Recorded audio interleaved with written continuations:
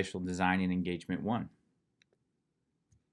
Basically, I just wanted to take a little bit of time, and since this is an online course where most folks are going to work at their own pace, I just wanted to kind of connect a little bit, and that's essentially what this podcast is about. It's also a chance for me to introduce myself, introduce the course, some basic expectations, to really just sort of set the stage and the foundation for you all to move forward in your work throughout this particular semester. Something that we firmly believe in the workforce leadership and applied learning major is that stories matter.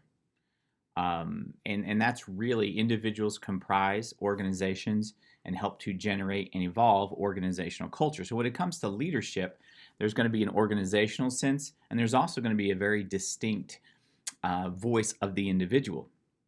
And so I thought, as we start going through this, your particular story is going to influence how you not only work through this course, but also how you start to develop or refine your leadership philosophy, which will extend far beyond, Wichita State, this particular class, this major, etc.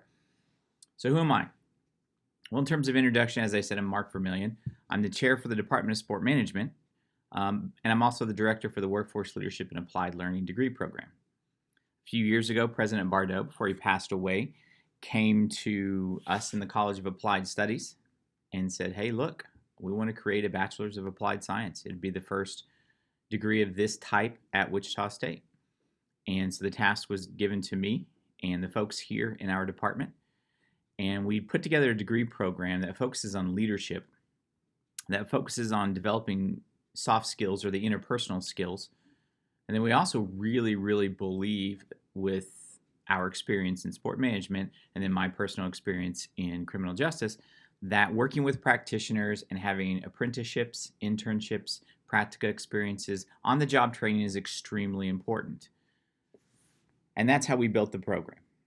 And this particular class is part of a larger degree.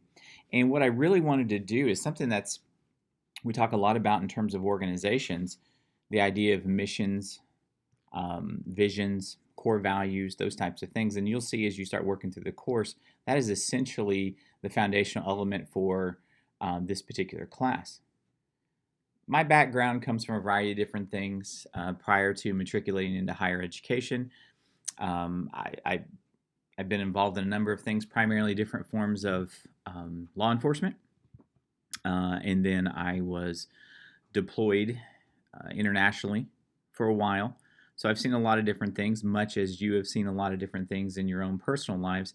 And I think what's really important into all of this is the personal experiences that you have, which essentially make up your story, influence how you see the world. And so we're going to keep coming back to that idea of what is your story, because that's going to influence your understanding of leadership. As you go through the class, just a couple different things. Make sure you're paying attention to the due dates and the deadlines. There's not a lot in terms of due dates and deadlines, but the ones that I do have are not terribly flexible. So make sure you're looking at those. Syllabus has all been posted. As a chance you can work through that. It's based in the Wichita State syllabus template, so it should look like all your other courses. But again, there's some good information in there that everyone's going to be expected to understand. In regards to the Blackboard shell, I try to keep the class very simple. One word of note is that I create courses on my laptop. So when I give directions about the menu option and those types of things in Blackboard, I'm coming at it from the point of view of if you were looking at your laptop screen. If you're accessing the class on a mobile device, phone or a tablet, it's going to potentially look a little bit different. So just be aware that if the directions, quote unquote directions that I give are based on my experience of working in the Blackboard shell from a laptop's point of view. In regards to kind of expectations and the philosophy of the class, if you've had me before, then it's pretty simple. My philosophy is you're going to get out of something what you put into it. For those of you that want to work through the class and just kind of check a box and move through and get the class done, which is completely understandable, then the class is set up so you can do that. It is, however, a class that I tried to put more in the vein of thinking through, as you develop your organization, this sort of hypothetical or theoretical organization, I want you to, this is an opportunity for you to think about the things that you're passionate about. If you could start an organization, we say organization as compared to a business or company because you might want to start a not-for-profit organization or something like that. But if you could start an organization and you could take the things that you're passionate about, or you could take the things that you want to do with your life and implement them in an organized way, how would you go about doing that? And that's the basic foundational element of the course. Okay? And so in terms of the philosophy of the logistics of education, if you have questions, reach out to me. My job is to sort of serve as a gatekeeper to help. My job is not to give you opinions on what I believe organizations should do or what they look like and that type of thing. My job is to provide information or provide access for you to refine your ideas. A lot of these ideas you've probably been exposed to in your life and you already know. My job is to help you kind of coalesce those ideas into actionable points. Okay? And that's kind of setting the stage for organizational design and engagement. And if you've been looking at the course schedules and whatnot, there is a companion or a partner course to this, EDUC 422, which is Organizational Design and Engagement 2. And that really builds off of the work that you do here. It's set up a little differently. We talk about organizational culture and really try to examine some ways of engaging and designing organizations a little bit more. And so as a result, some of the assessments and some of the deadlines are going to be different. But they're standalone courses, but they really kind of build off of each other. I think it's really important that we, as we're sort of setting the context or the stage, that we really define what an organization is. And you would think it'd be simple, but depending on your point of view, there are a lot of different definitions, understanding, or even contexts for what an organization means. From a sociological point of view, which is a lot of what my graduate training has been in, is this whole idea of organizational sociology, but it looks at, quote, any purposeful arrangement of social activity that implies active control over human relations ordered for particular ends. What does that mean? Okay, well, it's talking about social structure that influences people so that outcomes can be achieved, whatever those outcomes are. And so that's a very unique way of looking at and understanding an organization. Let's look at the industrial and organizational psychological definition.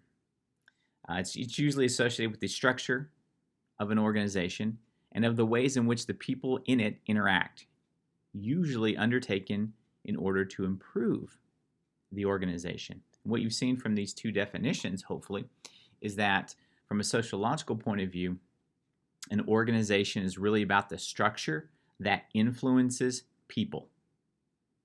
From the industrial and organizational, the IO psychological point of view, it's really looking at how individuals within that structure interact and how over time they start to evolve or change that structure. So different ways of looking at it. And really what we want to do is kind of combine that.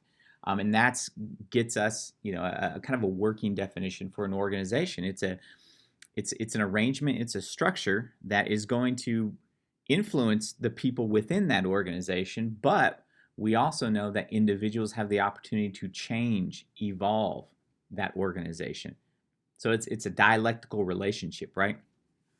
Organizations cannot exist without people, and people come together and create the organization. And I want you to think about that because that really gets into this understanding, the vocabulary associated with this particular class. Design and engagement.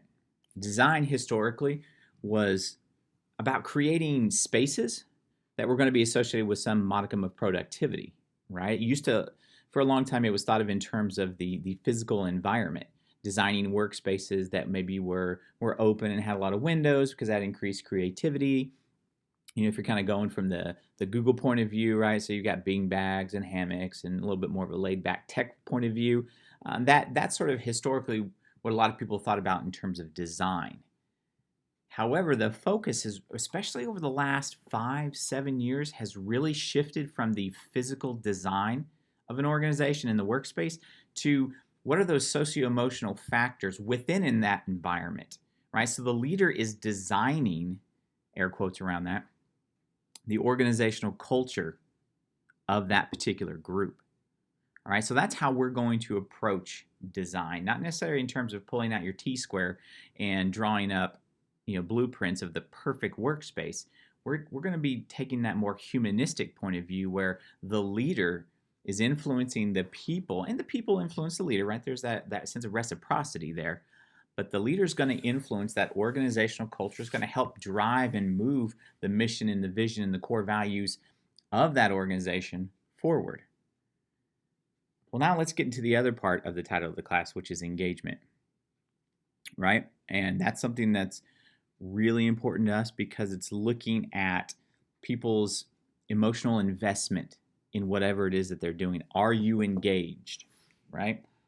Well, that's going to be kind of developed in terms of the organization's goals and its mission and even its core values, but it's going to be incumbent upon the leader oftentimes to activate the emotional arousal or the engagement of the people in that organization. And we've all been in organizations, we've all been in workspaces, we've all been in places, where some days it's you just have low energy, right? And maybe that someday lasts for months. Well, kind of this whole idea here is that engagement is more than just an outcome. You don't want to have an engaged or unengaged employee base.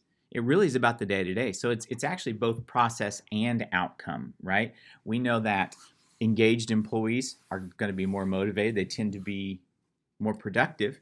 And oftentimes, if they're engaged and happy and enjoying what they're doing, they will actually stay at that organization, perhaps for even less pay, because the environment and that engagement is much more in alignment with where they want to be and what they want to do, right? So engagement really is, like everything else we've talked about so far, it's sort of this duality of it's the process. You engage people every single day, but also at the end of the day, you want to make sure that engagement for everyone is at a high productive level.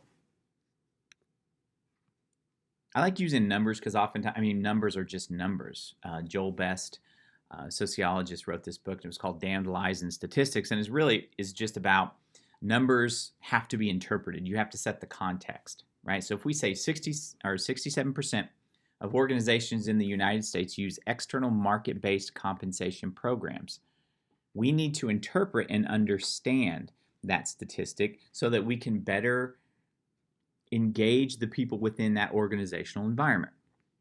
Now, to me, and I will interpret this statistic, and I encourage you to kind of, maybe pause this and think about it and come up with your own answer or your own interpretation.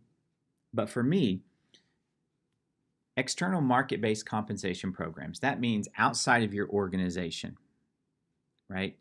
You benchmark the salaries or the hourly wages and the benefits and things like that people make. You compare outside organizations to your organization to set those standards. Okay, and oftentimes, human resources departments are very, very involved in this. But this means, right, that salaries, wages, those types of things oftentimes can be set in this very cold, bureaucratic, numbers-based way, right? Mark, you've been here this long, you do this job, ergo, you're going to make this amount. Well, what about the humanism? How do you keep people engaged, right? We already know that a lot of people actually will stay at a job where they make a lower wage if they are engaged and they like it, right? So it's not just about that external motivation all the time. Even though we benchmark our salaries and our organizational performance compared to other groups, it's really about that internal and being able to balance that. And that's what I think is really, really important in regards to understanding the leader's role, right? How do you humanize these numbers? How do you set the context? How do you take the core values of the organization and blend them in a way so that they resonate to people as individuals, but also resonate with the organization and its productivity metrics?